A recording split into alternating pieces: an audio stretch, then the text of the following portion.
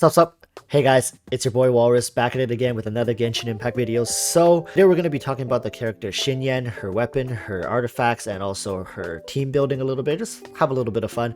Now, I hate to do this to you guys every time in the beginning of a video, but it's customs. Just, say with me at this point. Like and subscribe. I'm sorry I'm doing this to you, but people really have the attention span of like a confused coconut nowadays, so we really have to do this as soon as we get into the video. Here's the trade-off: you get free content daily and I get to interact with you guys, so I would say this is a really big win-win. So anyways, onto the video, right? Remember people, when we do these kind of videos, when anybody does these kind of videos, it's always just the first look. What we're doing here was trying to have some fun. We're trying to look at these new characters. We're trying to see what their synergies are. We're trying to push their boundaries a little bit and test them. Theory craft, it's loads of fun. At this point for Genshin Impact, you're gonna have to create your own content. You're gonna have to create your own fun, and this is fun. If anybody is telling you that this is the definitive, the end-all be-all build for Xinyan, they're lying to you. Don't trust them. Always wait until the official release. Up until the official release, anything can change. So with that said, if you guys are interested in this, do leave comments in the comment section. I really love engaging with you guys, talking about how to build certain characters, their strengths, their weaknesses. Here, I'll show you one, like right here. Right, so this is Frankstown. I was talking to him just this morning, and we were just talking about Xinyan as a character, and I really loved it. Really enjoyed this part, and so guys, I encourage you all to do the same. This way we can really have fun and just share ideas together. I mean, I encourage you to share ideas with each other as well. It doesn't have to be me, right? Okay, so with that, let's get into the character. Now, Xinyan is a 4-star Pyro Claymore user. Just with the words Pyro and Claymore, it should already interest you, to be honest, right? For those of you who are still missing Diluc, she kind of fills that category, but she's a 4-star. So from first look, it seems like she is made to be DPS, but her kit does offer shielding from we have seen. Now, should you be stacking full defense artifact for her to scale her shield? I'll just say this first. Currently, I do not think that you should be stacking full shield on her. I don't think it's a good strategy. And I'll touch on this a little more when we get into the artifacts of the weapon, right? So when reading over the skills, the first thing that really caught my eye is this concept of damage over time, right? Dot damage, and she has it on both her elemental skill and burst. So this is really something that's a little new to us, where dot damage is incorporated into their skill. Now please do not confuse this with burning, because burning happens when Dendro and Pyro collide, right? Like you burn grass and then the grass can burn enemies. This is not that, right? I think this is taking that to the next level. This is a mechanic that characters like Diluc already has on his, I believe, elemental skill. I do not have him. I'm just going off the top of my head. I believe Diluc has damage over time on one of his skills, not both. People like XiangLing, BENNETT, they do not have damage over time. So this is XiangLing. You might think they do not. XiangLing does not. This is XiangLing. She does not have damage over time. But Xinyan does. I'll just summarize the skill for you guys really quickly. So what Xinyan's elemental skill does, judging by this, is that she activates it, and according to how many people this skill has hit, 1, 2, or 3, it has increased scaling, increased effectiveness, right? And also while doing damage over time, and gives you, like I said, a shield, and it's 18 second CD, and the shield lasts for 12 seconds as long as it's not broken. So this is a skill that does a bit of everything, right? Damage mitigation, dealing damage, and damage over time. So now we go to XiangLing, who has Guoba. Now XiangLing is a very well respected support Pyro character who also can be a main damage dealer.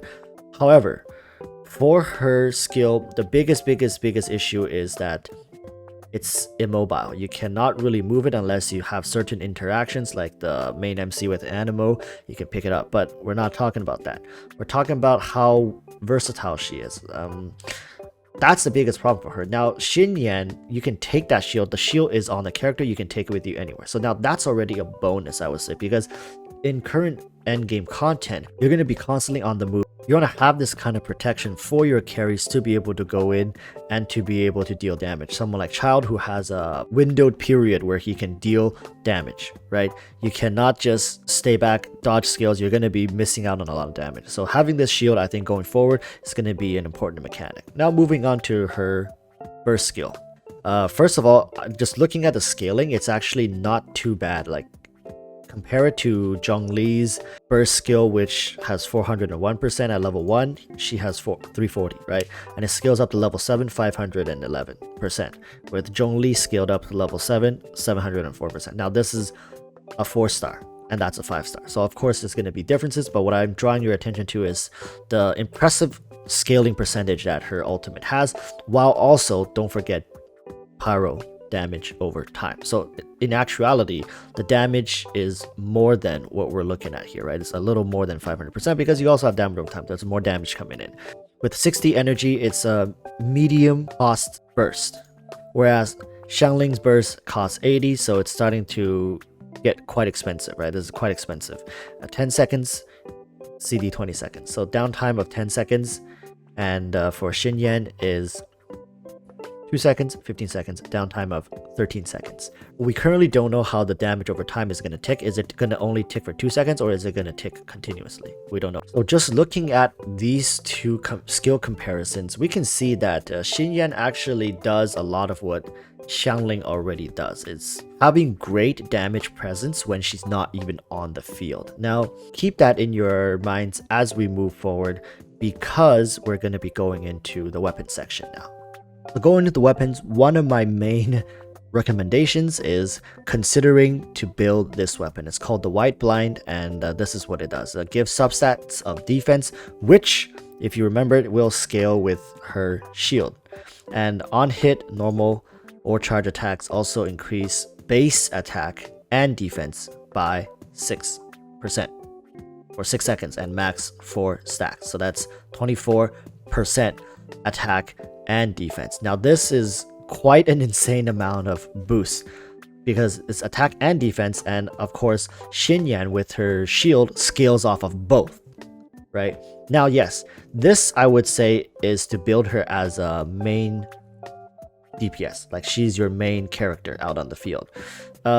Another choice is actually I would say Sacrificial Greatsword, because as always for these kind of characters, you want to have their skill up as often as possible. You want to have that shield up as often as possible. Having Sacrificial Greatsword, you can cycle through her shield and you can just almost have permanent shield, right? If you use it properly. Of course, if you have a higher level Sacrificial Sword, right, you also have a lower cooldown for it. So the shield has a 12-second cooldown, and then you have a 14-second cooldown for Sacrificial Sword. As long as the shield doesn't break, you pretty much have a 2-second downtime window, and then bam, it's up again. Going off of the same idea, and just going back here, energy recharge also makes your burst skill come up more often. And don't forget that the Xinyan's shield is going to apply damage over time, and also her burst skill. So going off of that, with energy recharge, you're going to get more burst uptime as well. So just continually applying that damage over time with the shield, damage over time, with the burst, damage over time. So going by that, you can also get Favonia's Greatsword, energy recharge, damage over time. But this one, as always, I keep mentioning, it's a little more difficult to use this. That's why I prefer the Sacrificial Greatsword, is because you're going to have to build crit. You're going to have to build crit to maximize more of its skill to generate more elemental orbs. And of course, you want this to be a little higher level because 12 seconds is quite long. So ideally, I would say Refinement 3 or Refinement 2, right? It's going to be better. You're going to feel it more. Now, best in slot weapon, I would say, is Skyward Pride. This weapon, I don't know if you guys have used it, but it has a really interesting description here. So what this really does is, after you use your burst skill, right, and then you continue to normal attack, every normal attack is going to give you this how should I explain it?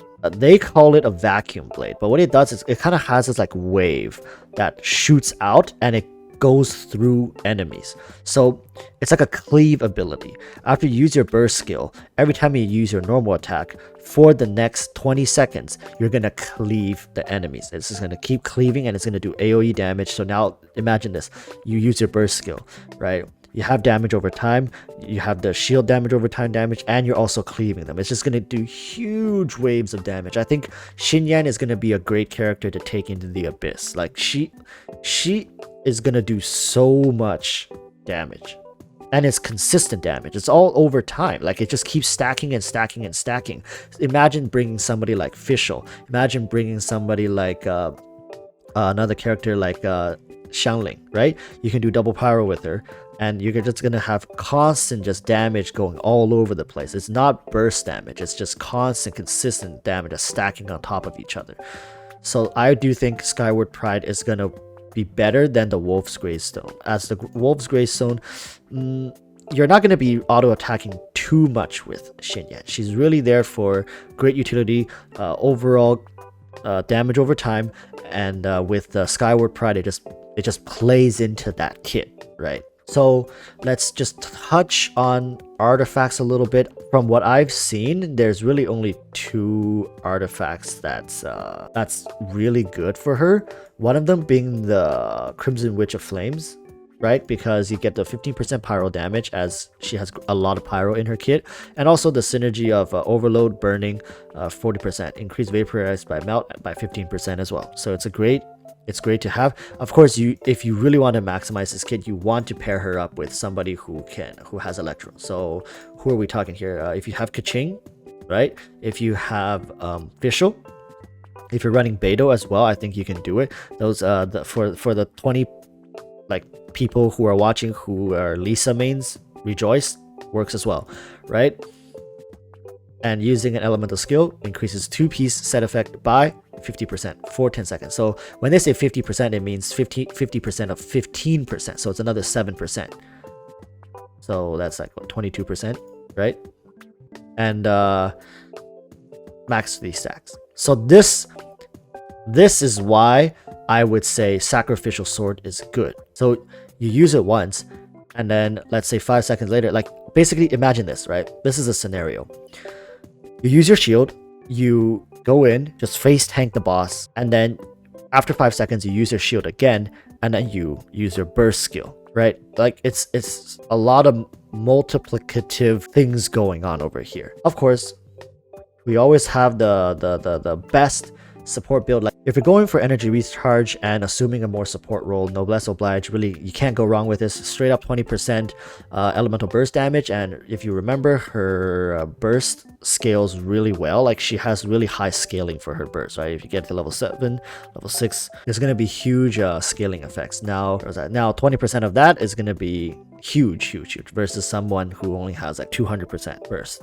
And of course, using elemental burst increases all party member attack by 20% for 12 seconds. This effect cannot stack. This, right, what's going on here is you're basically just spam energy recharge, spam it. So overall, I think these 2 are gonna be the main 2 things you can build on her. Now, of course, with any shield characters, we have to talk about this thing that people just won't shut up about recently. Retracing Bullite, right? You get a shield, increase your normal and charge attack damage. Now, this is going really down the rabbit hole, but if you look at her Constellation 6, like down here, decrease the stamina consumption of Xinyan's charge attack by 30%. Additionally, Xinyan's charge attack gain an attack bonus equal to 50% of her defense. Okay. Like, if we're gonna go that far down the rabbit hole, this can start becoming really good. Because once she becomes C6, she starts turning literally into a Beyblade. You just pretty much non-stop. You shield yourself, you get an additional 35% shield. Your attack is scaling off of 50% of your defense as well. Dude, what? And then you have this, right? Additional 40% normal attack. Like, this is going so far down the rabbit hole. Like, if you guys want to see me test this thing out, I'd be more than happy to. But you guys have to tell me in the comments, because that's a lot of commitment just to test out some really broke. I have to get C6 Xinyan. That's really like not necessary. Okay, guys, it's not necessary to get C6. That's just going way over the top. It's opening a new possibility to build her, yes, but as I was mentioning, I don't think she should be focusing too much on normal and charge attack. Yes, she could, but it's not advised. Okay, now let's go over some team builds finally. I know this video is probably getting a little bit long, you guys. I don't know if you guys are still with me, but it's a lot of fun for me to do this. Okay, let's go to teams, right? Much like Zhongli, I think Xinyan fulfills a number of roles here. It's she has shield, she has pyro, she's a claymore user. I mean, what more can you ask from a unit, right? She actually surpasses XiangLing when it comes to utility, just because, not because of her shield, but because she's a claymore user. It's just that broken, right? You're dealing with shield users, man, just bam, bam, just switch to a claymore user and clap, clap, right? So let's say a team, if you're going for this banner, and a great team would be Zhongli, Xinyan, I would say DIONA, and BENNETT. So what this team is really going to be, you running her with Noblesse, and you have a double pyro, and of course Zhongli is going to be your main carry, with DIONA giving you melt reactions, right? And for this, you're going to have triple shield, and Zhongli, of course, is going to be running Retracing Bulleye for this set. And with BENNETT as well, currently he's free, so I do suggest, like, honestly, if you have not picked up BENNETT and you don't have him, do consider picking BENNETT up. He's such a great unit. What BENNETT's going to offer is not only the double pyro, is BENNETT's going to use his ultimate, infuse that, and buff the rest of your team to do more damage, right? And with two characters in the team, this team, that has huge burst scaling, right? BENNETT is amazing character to fit in here. Also, let's say if you want to use Xinyan as a main carry, you can build Crimson Witch on her. Now we're gonna go for an overload team. So Xinyan, Mona. Where's Mona? Where's Mona? Mona! Oh, there she is. Xinyan, Mona, DIONA, and FISCHL. FISCHL. There we go, FISCHL. So this is FISCHL elemental support with Mona's secondary DPS, DIONA support again. So you see, DIONA is like the crux here, right? Because with Mona, now you can freeze as well. And being cryo, also offering a shield, it just gives more protection to your main character. I think shielding meta is here, guys. With Zhongli and Xinyan's arrival, shielding meta is here. And we have a cryo character who offers shield now. We have a pyro character who offers a shield now, right? Of course, Geos always offer shield. So more and more characters are starting to offer shielding mechanics as a way to play the game. It's not just locked behind Geo characters now, right? So this is a great team as well. Xinyan, Mona, DIONA, FISCHL, Pyro, Crimson Witch, right? Overload 40%. Amazing. Yeah, so I'm just gonna leave it here, guys. I don't want to take up too much of your time. I enjoyed having you guys on the video, and thank you for watching. So let me know if you're going to go for Xinyan. Overall, my verdict is that she will be a very strong unit, simply because of her pyro claymore status, but also with her playing into the shielding category, she will provide much needed assist to current carries as well. I mean, she fits into a similar role as Zhongli, where if you need her to do damage, she can, but she can also assume a support DPS position or elemental support through providing shield and applying pyro damage. So it's overall great unit to pick up if you're going to go for Zhongli anyways. As always, my Discord link is going to be in the description, and remember to like and subscribe. My time here has now finally came to an end. Yes, I will finally shut up now. But I will, as always, be seeing you guys in tomorrow's video. So until then, stay safe and peace.